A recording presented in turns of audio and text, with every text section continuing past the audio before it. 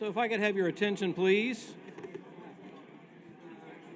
Just one more time as you begin to have your lunch. If I could have your attention, please. Thank you. Let me have your attention, please, if I can. As you begin your lunch, as you begin to have your lunch, if I could have your attention just for a moment. As you begin your lunch, I have the privilege of introducing our speaker today. My name is Brian Hancock, and my experience with Daniel began several years ago. I heard him speak about 6 years ago about his experience as a Christian business owner in Haiti.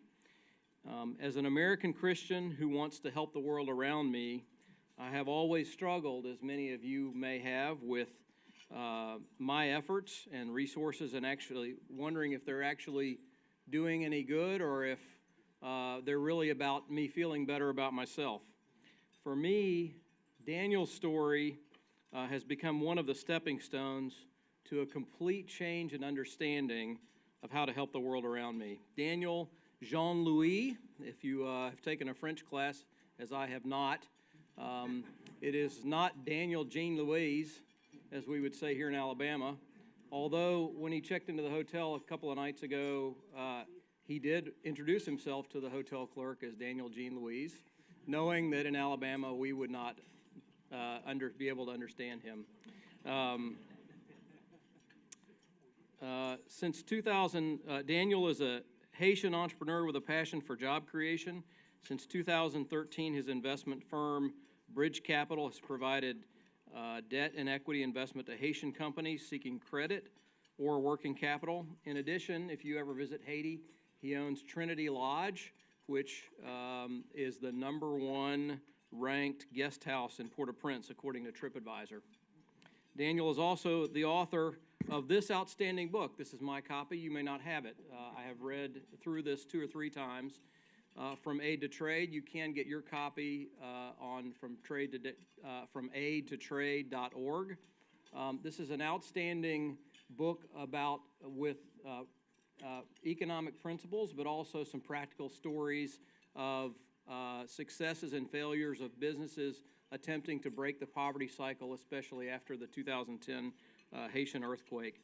Those of you in academia, professors, I would really encourage you to consider this book as part of reading for your investment, entrepreneurship, and economics students. It's a great read. So without further ado, let me please welcome Daniel Jean-Louis.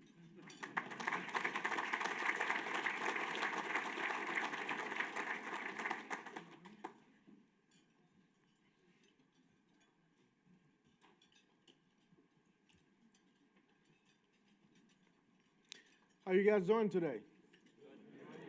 You know, I've done this many times, and having to do a keynote at lunchtime, there's 2 possible outcomes.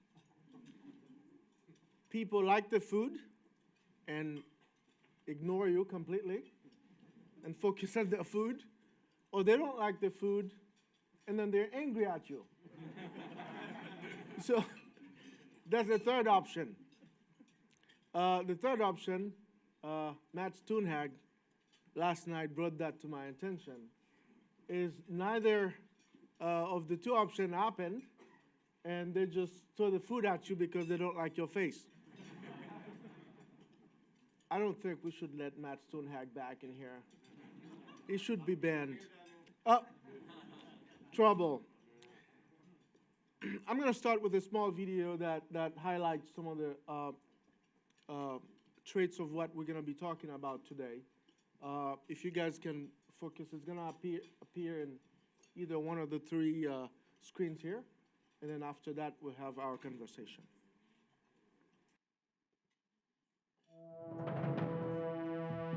Before you build a country, you have to build the people. A combination of the top 3 country killers exist in Haiti: political instability, corruption, and foreign aid. The biggest problem we face is convincing people that Haiti is stable enough, the political situation is stable enough for us to do business and for them to be able to receive their product.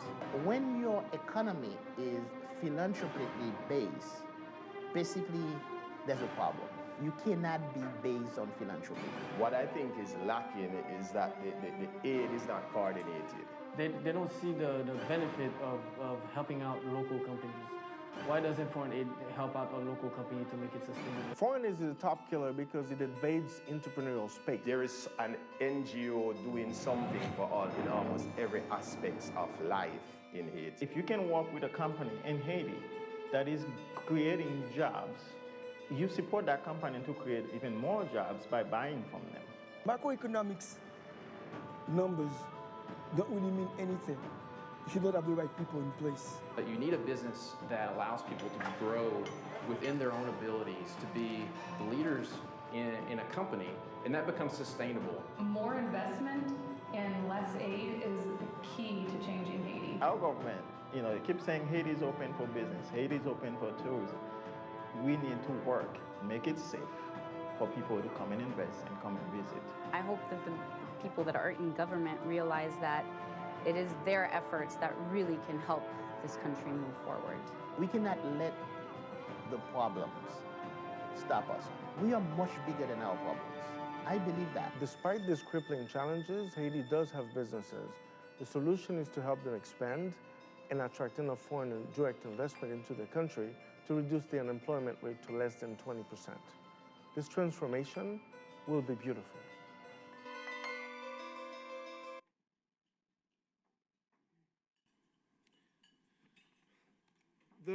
The fact is today, the world is economically better off than it was 50 years ago. Much better off. Over 1 billion people have been risen out of poverty since the year of 2000. 1 billion people. Those are people who have been living in abject poverty before the year of 2000 and now have been able to have a better life. In the same case, the extreme poverty level have been lowered from 36% to less than 9%. It's outstanding. It's outstanding results. There's a bigger middle class around the world. People are enjoying better income, more work, a better living condition. And there's huge increase in economic value added, more productivity. Right now, developed countries such as France or Belgium or the United States are spending less than 1% of their total investment in agriculture for a 70% increase in output. Amazing capability to produce and to manufacture things. All of that because of technology, because of better process, better know-how, better marketing, integration, value added is adding for people to create more wealth, and this has been a good thing for many different countries. And also a huge outstanding result in medical research. Do you guys remember what happened in Africa about Ebola, how that was contained? It was supposed to be a major threat for the entire world. And with the right funding, the right techniques, the right kind of staff come in, contain it, and today, this is no longer a threat. People are living with AIDS today. Because several decades ago, if you had AIDS, you would have died. With medical situation, breakthrough development, now you can live peacefully with AIDS. Even cancer, it's not completely cured yet, but there's a lot of breakthrough in the terms of medical technology and practices that allow you to treat yourself and live longer. And get this, if you live 100 years, I hope all of you will live up to 100 years. And if you take out your childhood time to, by the time you retire, you can closely live to 50% of your time not working, just enjoying life, vacationing, and do whatever you want to do. The world is beautiful. The world is so beautiful that you can pick up your cell phone from anywhere in the world. From Haiti, you can call Tajikistan, or from China, you can call Zimbabwe without any difficulty. None of this would have been possible a few decades ago. Outstanding. The world is very beautiful, isn't it?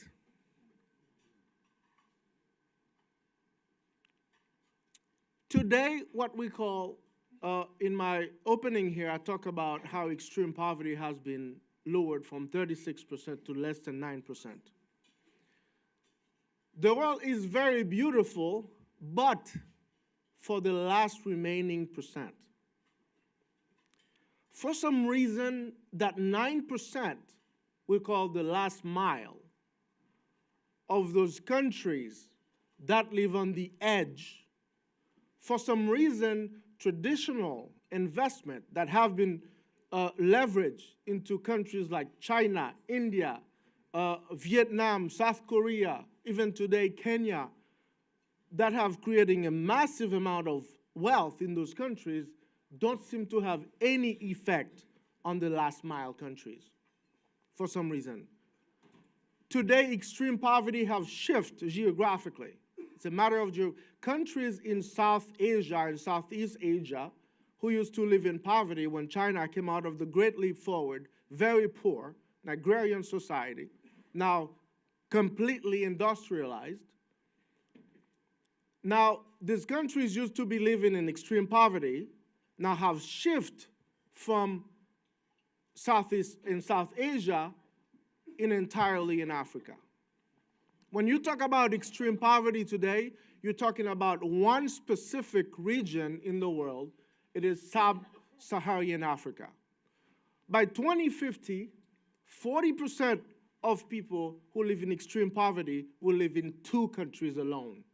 Republic Democratic of Congo, which is the second poorest country in the world, and Nigeria, which are 2 of the most populous countries in Africa. But the problem, this is not even a problem yet. The problem is that these countries, those last mile countries, the most difficult countries, the most resistant countries to economic growth, economic prosperity, they're having more babies than anybody else. By 2050, the population of Africa would double. Imagine that. The most resistant countries to change, the countries that have the least capacity to create wealth, those countries are populating more than anybody else. You wonder, how are we going to continue to create wealth and well-being for most people around the world? And it's outstanding to think that some of the main reasons why those countries cannot grow and progress, one of the main reasons is violence. When you look at a country like South Sudan, for instance, and this underlying cause of those countries not to grow economically, they are plagued with violence. Countries like South Sudan, Iraq, Yemen, and Haiti. Political instability is one of the key factors that keep those countries from growing. Haiti, my homeland, is one key prime example. We've never had a peaceful time that lasts more than 10 years in Haiti through political instability. Somehow, everybody wants to be in power, no clear foundation, no clear direction about investment, about income creation for the country, and then we're being left behind. The same thing for those countries like Congo that I mentioned earlier. Those are countries that have a lot of different problems. They are never stable, and as a result, they don't receive enough investment. And they don't receive enough investment. They don't have enough businesses. They don't have enough jobs. They don't have enough income, and their people are living in abject poverty. Violence is not the only reason. There's a second reason those countries are living in poverty is foreign aid.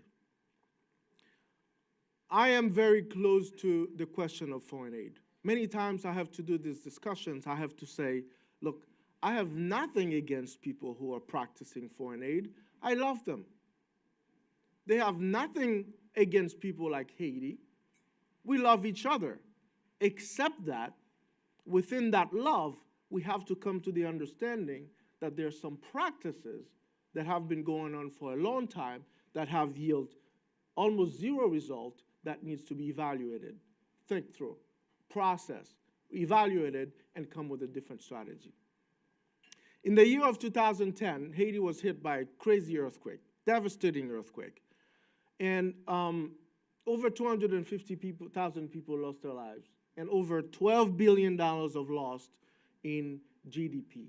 We're talking about a country, a poor country, that people live in extreme poverty, making less than $2 a day, and that much loss of lives and properties and businesses and economic, the hope was lost. In the international community, the foundations, bilateral organizations, the aid organizations come together to help Haiti. They say, we are going to rebuild Haiti. But they wanted to rebuild Haiti by donating, subsidizing the needs of Haitians, from water to food to clothes to housing. You name it, there's an NGO that was willing to meet your need. But the problem with that is a great plan. You come to a lot of different churches, collect a lot of money, and people were so generous. I had never seen this before. Outstanding pouring love and generosity towards another people group. The American Red Cross raised $500 million, $10 at a time, just sending text messages to fellow Americans like yourself and say they're going to help Haitians rebuild their communities. $500 million to build only 6 houses. Those are serious mentions that I've never seen in my life. You know why I've never seen them in my life? Because they don't exist. $500 million, that's $500 million to build 6 houses that nobody see in their lives. There was a congressional hearing about it, and the case went cold. In the meantime, everybody's asking, where has the money gone? It's the same for different foundations, different kind of NGOs. Everybody's raising money with poor little Haitian children, dirty clothes, and in the meantime, degrading the brand of Haiti, keeping it from being able to raise capital, build factory, build businesses, and move forward. And this is just Haiti. It's the same case for many other countries in Africa. As a matter of fact, the poorer you are, the more aid you get. And so when I look at countries like South Korea, you guys understanding, 40 years ago, South Korea received a lot of aid. There was a lot of NGOs there. It was an agrarian society.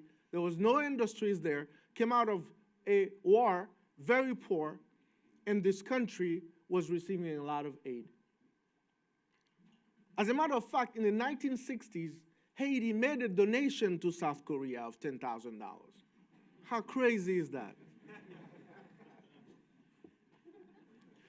And seeing this path, the miracle of South Korea that has happened within the course of 40 years, only 40 years. We talk about Finland, a northern European country, prime example of education around the world today. 40 years ago, Finland was a poor agrarian country. I promise you that. Go look it up. And today, with private investment, businesses, these countries are moving forward and leading example of job creation, wealth creation that the world has never seen in the last generations. Outstanding. But the aid is not only plaguing Haiti. Congo, as a matter of fact, wherever you go, poverty, the more poverty you are, the poorer you are, the more aid you get. And the more aid you get, the poorer you become, because the aid money goes simply toward consumption. You're hungry? Here's food. Rather, investment goes toward multiplying, replicating, growing, facilitating, creating wealth. And there are other countries like South Sudan again, very, very poor, very violent, that receives a lot of different aid when those countries keep going backwards. You wonder why. A lot of people are asking today, what is going on in those people? It's an enigma. You keep giving money, you keep sponsoring children, your parents sponsor your children, you are sponsoring your children, you're wondering if your kids are going to be sponsoring your children. There's a lot of people who are sick and tired. It's the aid fatigue that's happening. And you're wondering, what's going on in these people's brain? What's happening in their minds? Why do they always have to rely on other people for their livelihood? It's $1 million question, isn't it? In a survey a friend of mine was doing for a journal, he was writing an article for a journal. He surveyed about 1,000 people after the earthquake. 90% of these people say they needed a job. 90% said all they needed is a job. Running my business, I come across with a lot of young people, a lot of people who work hard for very little, but yet they keep working harder and harder every day. It's the hope of job that people start to understand. It's the meaningful of a job that they understand. Last year, there was about 70,000 young Haitians that left to go to Chile. Chile, the South American country. 70,000 young Haitians left and went to Chile. When they went to Chile, they didn't go to Chile to look for aid, donation, and handout. All of them went to Chile to look for a job. All of them. It's a number of Haitians who go through South America by foot. They cross the Amazonian forest, continue to walk towards north, show up in Texas, want asylum to go into the United States. What they're looking for? Looking for work, looking for a job. The situation is similar for a lot of families, a lot of people you meet, a lot of young people in a lot of developing countries. The last mile countries we're talking about. If you talk to them, if you take the time to talk to them, they will tell you one story. I need a job. And myself, I've had the opportunity to lead a lot of different business training in different countries in Africa. And I've had close relationship. I thought maybe other African countries are different than Haiti. Turns out, the more I talk to them, the more I realize, holy cow. Countries in Africa that people think are very poor, desperate, have no hope, and yet these people, they are tired of the handout. They want work. They want business. They want economic development. You guys see the similarity? The donor countries, folks like yourself, in America, people make about $57,000 a year in average income. The wealthiest country in the world. You guys are the prime donor towards the NGOs prey on you. They are preying on your wallet. And you guys are tired of the donation, of the subsidizing, of the sponsoring. You want something else. You want something different. You want progress. You want to see these people become self-sustaining, self-reliable. And the people in the last mile countries, they also want to be self-sustainable.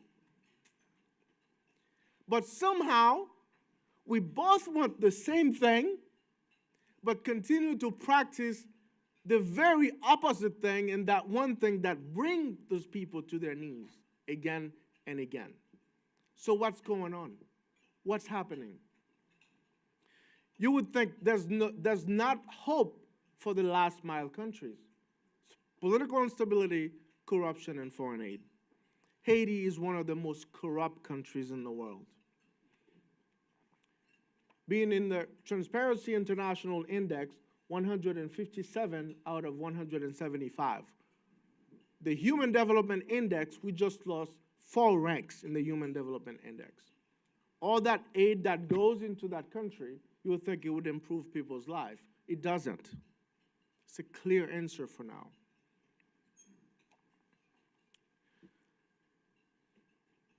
We are screaming for partnership. And while the last mile countries, we need the gospel, we need economic development. Let's think quickly, what organization can bring both of those things? I have a hint. We are meeting here right now. The one organization in the world that brings both the gospel and economic development. Talking about the business as mission movement.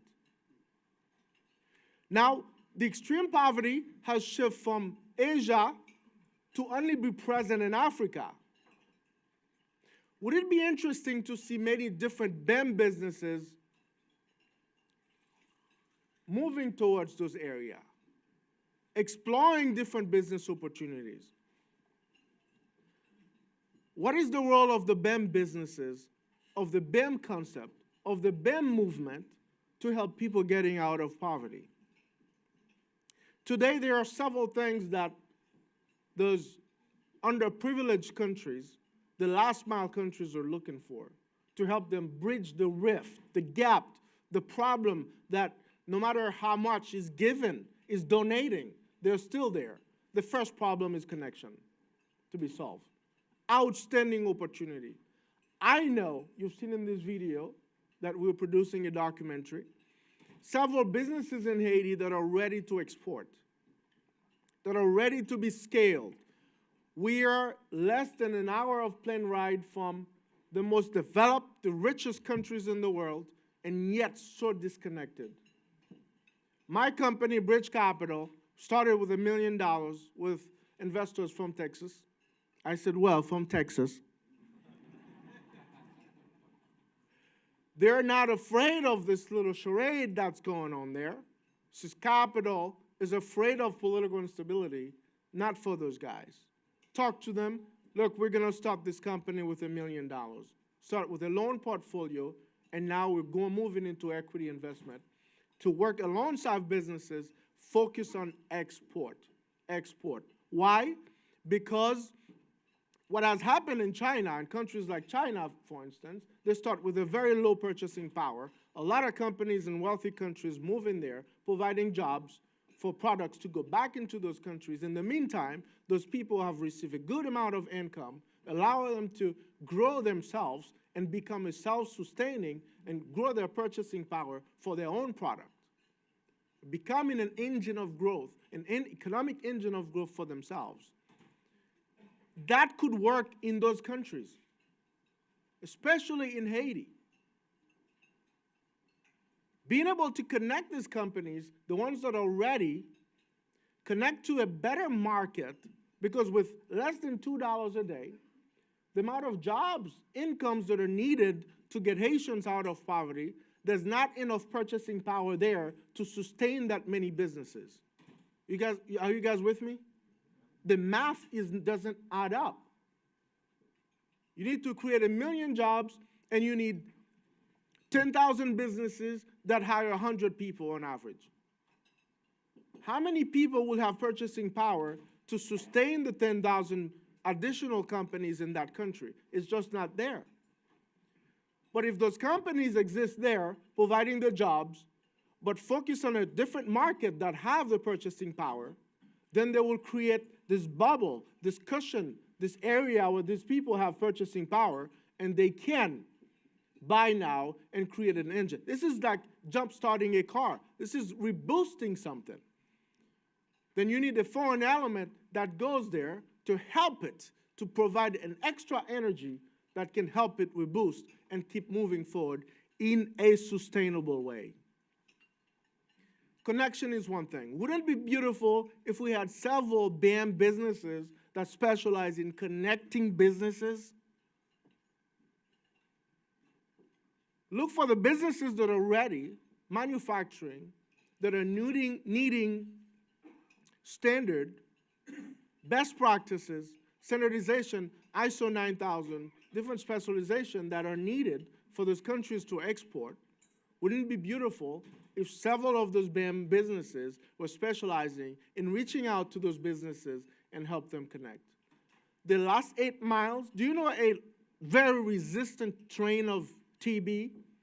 Basic antibiotic is not going to cure it. Do you know a family of 10, wealthy family? There's one guy in that family, no matter how much money daddy and mommy give to him, is going to end up in poverty. He's going to end up needing more money. He's going to rely on the parents, no matter how much. Because for some reason they have not learned to sustain themselves, either because they have received so much free over the years, or they just never developed the skills and practical application into their lives to keep themselves out of poverty. They remain poor. It's the same thing for the last mile countries. And providing that connection, that support is one key area that will help those countries become self-sustaining. In the history of the world, it has never been different. For my next book, From Trade to Self-Sustainability, is coming in December, studied 36 different countries in the world. Every single country that has made it out of poverty has done so with private investment. Capitalism works.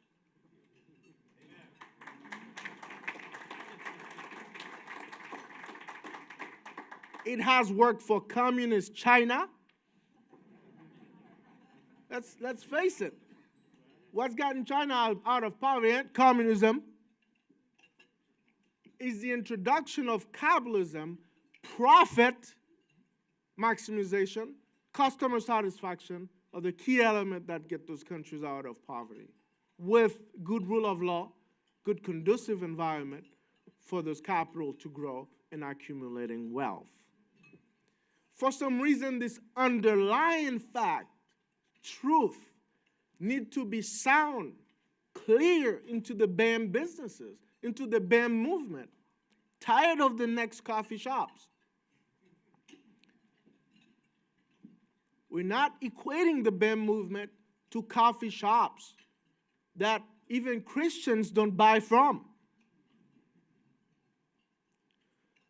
The idea of traditional capitalism, for some reason, does not work for the last mile.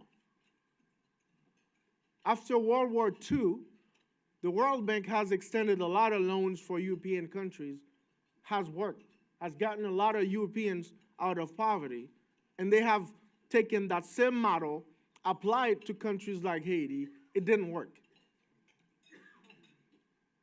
As long as I existed, the World Bank, IDB, IMF have given 1% a year interest loans to Haitian government, to Haitians, hasn't worked. Although we know that private investment works, but what we don't know is what kind of private investment.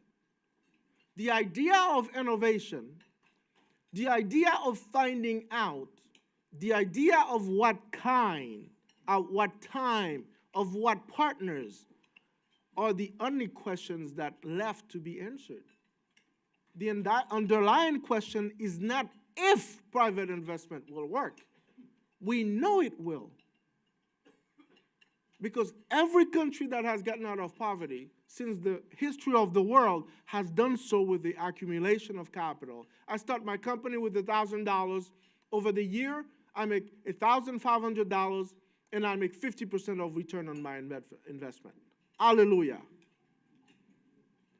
I'm $5,000 richer today than I was a year ago because of my sweat, because of private investment. I'm accumulating more return on this investment. That's what wealth is.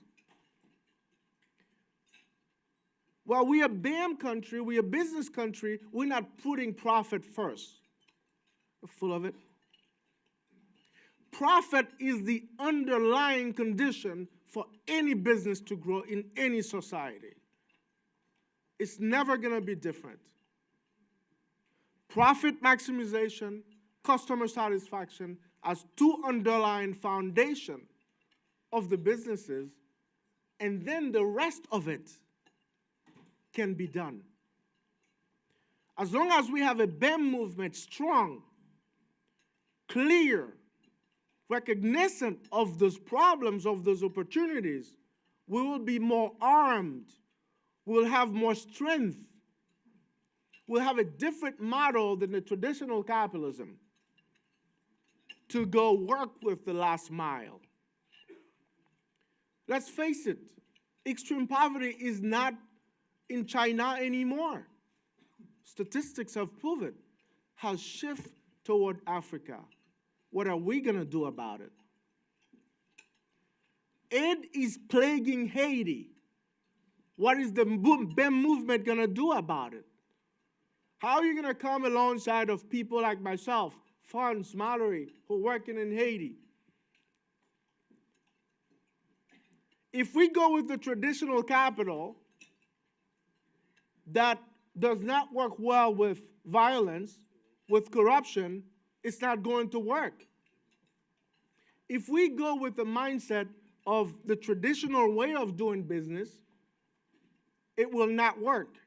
But what will work is innovating the kind of business, finding out the businesses that are working already there, connecting with the proper market, with the intent of growing, of scalability, to create the jobs needed to reboost people's life and have a better environment. You know, I had the opportunity to meet President Donald Trump. I can say that, right? This is like, okay, this is not California, right? So I'm safe, right? And he looked at me for a minute. I had an audience with him. Why is your country so poor? And I looked at him and said, Mr. President, Haitians are looking for opportunities. That's what it is. Today, Haitians, Congolese, everywhere you go in the last mile countries, people will tell you they're looking for opportunities. The idea of entrepreneurship is ingrained, is being anchored as the way people create wealth, society become less poor, less dependent, and self-sustaining. Let's create a BEM movement that is dedicated, that is intentional, that is committed, that is engaged in the right kind of movement, the right kind of strategy, the right kind of capital to help these countries. And it is then we'll proudly say, we'll proudly acknowledge, understand how we have helped our neighbors, how we become uncomfortable with this truth, how we cut ties to the aid and give. I'm tired of it. You're tired of it. Everybody's tired of it, and yet still happening. These businesses in these last mile countries, they need two different things. First thing, internal support. They need proven business people from audience and networks like BAM to go and help them with marketing, production, management,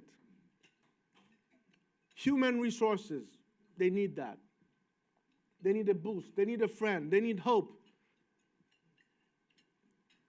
Second thing they need is an external support, an advocacy arm.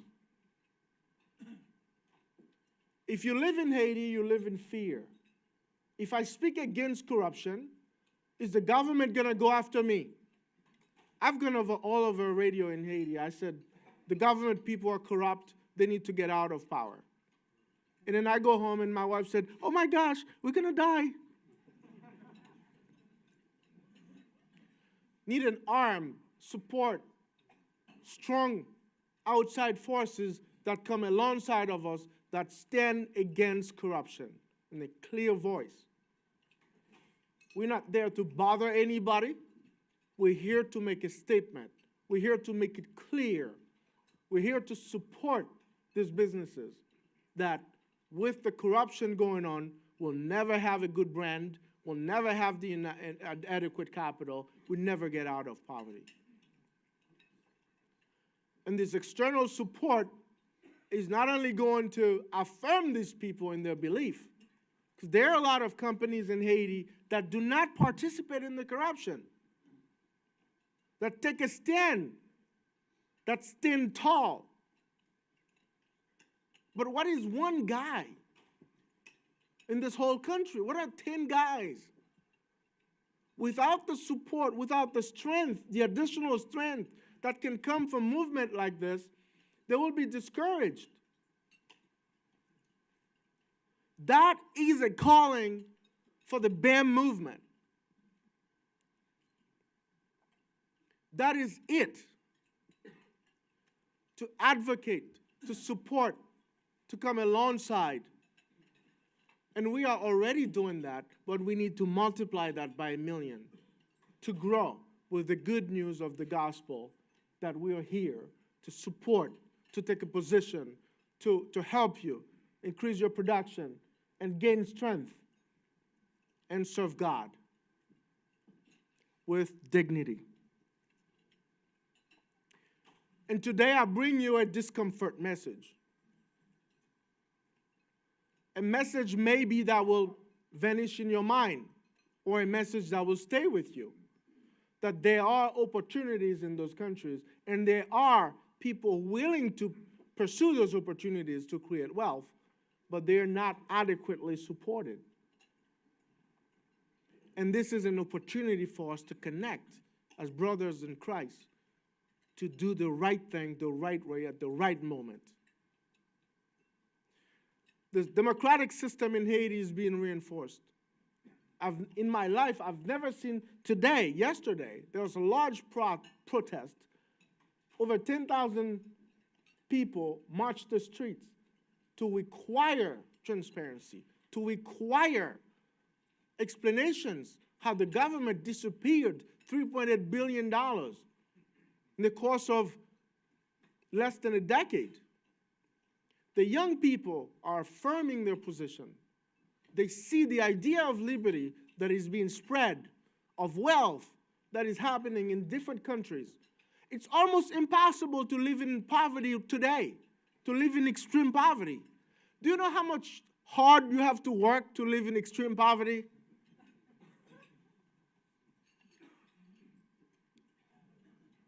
Most countries around the world are doing better. Most countries that were dirt poor, I've said that in my presentation already, 40 years ago, today they're doing so much better. The citizens have a better life. We need to embrace that path. We need to embrace this calling. We need to find innovative ways to work with existing businesses, connect with them, learn from each other, do business with each other. This is the only way that unemployment can be reduced in Haiti to less than 20%. And this is what God wants, I think, or I hope, because He doesn't want anybody to live in poverty. Today I leave you with this message. When you go to Haiti, when you go to countries that are traditionally poor, please visit with an opportunity in mind. Visit listening to these people. Don't see them as people needing to consume, but see them as people needing to produce.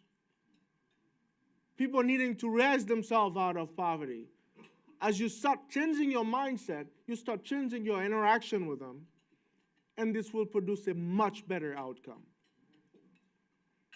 Today I leave you this message of hope a message of productivity, message of capitalism. It's the message of growth, of progress. Thank you.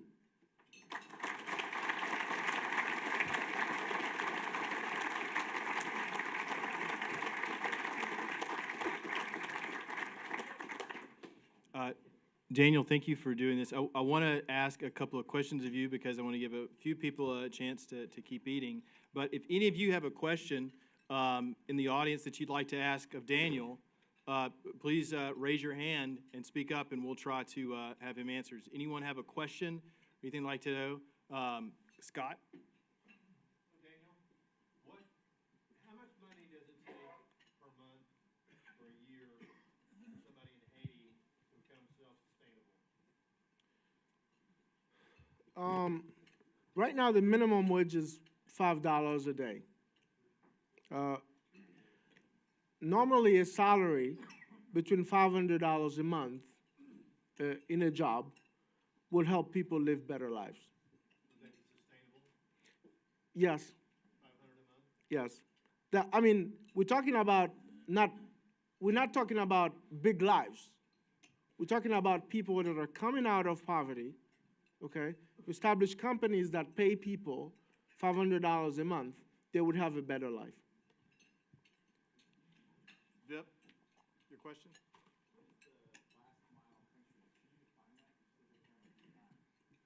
Yeah, there's a book about it that calls about the last mile countries. We call about last mile countries, countries that are resistant to traditional capitalism, okay? Like a few examples, like Republic Democratic of Congo, okay? These countries have so much poverty, and despite all the progress that's happening in the African continent and Kenya, those are countries that are still poor, but still they have made significant strides, right? Those are the kind of countries. They're very resistant to traditional capital. So those are the countries we talk about when I said the last mile countries. Chris, over here. Yeah, if you could have been put in charge the day after the earthquake of allocating all the available resources, what would you have done? The first thing I would do, I would require every NGOs to purchase at least 50% of their needs within the country. Of course, I understand there was a disruption into the production, but also there was an opportunity for new companies to step in quickly to produce these goods. I would require, and I tried to put a bill in front of the Haitian parliament to require the NGOs to buy 50% of their capital, of their need within the country. That would provide the additional jobs as well as provide opportunities for new investment to come in. You see what I mean? That's what opportunity is. It's just supply to meet the demand. And I think that we have missed that opportunity, quite frankly. And you see the result. You don't see the effect. You don't see the jobs. You don't see the economic progress because the money is kind of like transition, you know? Transition. I mean, President Clinton, should I not say that word here? You can, it's okay. Oh, it's okay. Admitted that 50% of aid never leave the United States. It's just buying the goods here and ship them over there to just be donated. That's how you flood the market. And I have a lot of examples, different companies that I work with that goes out of business because the exact things they're selling, there's another NGO giving out for free. And literally swipe the market on right under. I have stories after, you can read my book. From aid2trade.org. I have put numbers, statistics, stories. I even named these organizations, okay, in there that those practices are crippling the economy, basically. I don't know if I answered the questions. And beyond that, there was an issue of planning and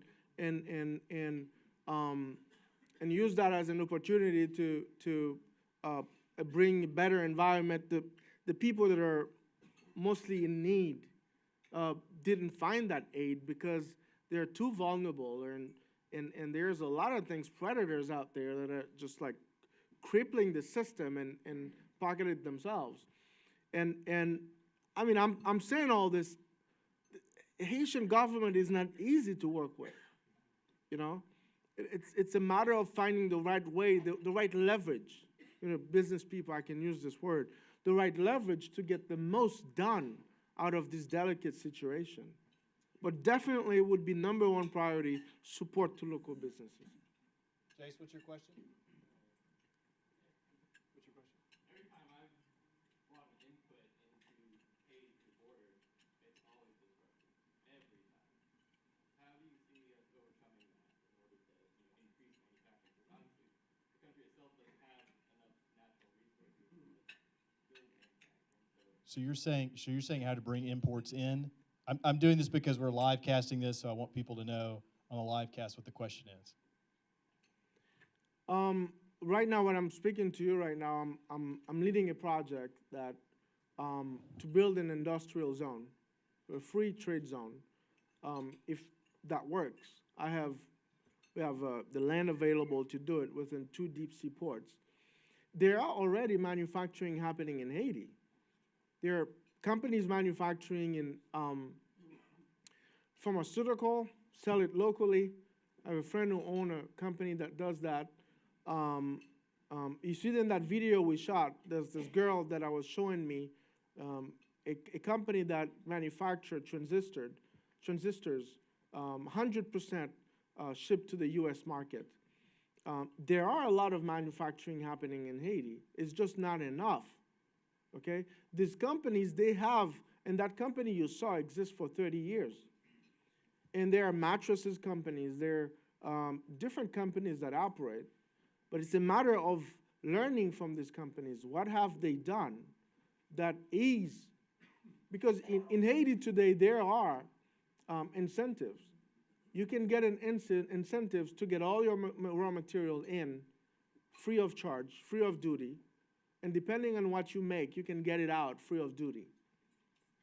The incentives are there, but getting them, navigate to the government system without anybody requiring $50,000 from you is a different question. So learning how to deal with that, working with credible people. I know a lot of different companies that go to Haiti and work with shady, just people who don't have a good track record, end up failing and losing the capital. So the first thing is to work with credible people, finding, learning what is there that can bring this company competitive advantage that will produce these things in a way that is competitive into the U.S. market. For instance, one is the labor, okay? Labor, you can find affordable labor there. Within that affordable labor, there needs to be training, to update them, make them do whatever you're gonna do. The manufacturing facility I want to build will have 2 phases in it. One phase is for manufacturing goods that are happening there, light manufacturing, things that don't require heavy machinery. We don't want too much capital-intensive investment. More light manufacturing. And the second thing we're focusing on is services.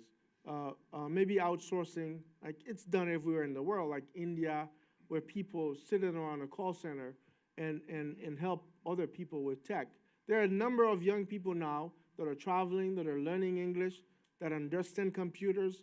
They are ready to be tapped into, to be used into any way, that way possible. And it takes a vision, it takes commitment, it takes an innovative capital to go and understand and trust and learn to reduce the risk. Because no matter how we invest, we have to reduce the risk to a working level. And this is the way manufacturing will work. It has to work. It has to work. This is where the hope is. Thank you, Daniel. Let's give him one round of applause.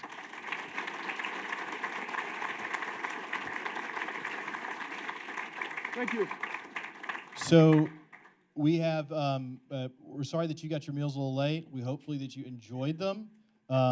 As many of you know, we have one more session that we're doing, a breakout session here in Cooney Hall. And then after that, we're going to go down the hill, not in a bad way, but in a good way, down to the recital hall and see the main event at 4. Doors open at 3:40. And then we have exhibits starting at 2. But I'm going to let you know that we're going to start the breakouts, let's say, 8, 5, 10 minutes. Let's go for 8 minutes later, okay? So you still have your 15 minutes, 20 minutes in between.